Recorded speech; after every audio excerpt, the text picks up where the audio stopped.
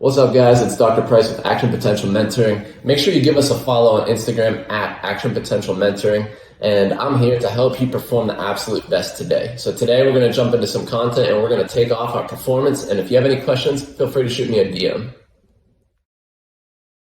Most commonly, these lead poisoning questions are kids. So this can help you a little bit out for that PEDS exam if they throw something on there like this. The lead poisoning is because a kid was chewing on a toy with lead,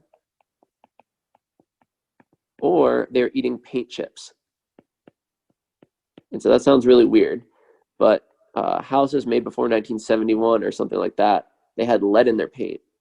So the paint chips from old houses, and then I've actually seen questions where it's like, a family recently moved into a house that was built in the early 1900s, and now all of a sudden their kid has anemia. Why?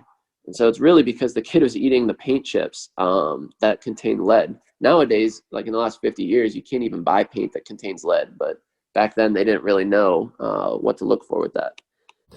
Thank you guys so much for joining today. If you found that was helpful, find me on Instagram at Action Potential Mentoring and shoot me a DM saying what your favorite part of today's lesson was. If you have any questions or you'd like some personalized one-on-one assistance with preparing for the USMLE, learning what it takes to become a stellar applicant and matching into your dream specialty, DM me the words VIP Mastermind. Again, that's VIP Mastermind.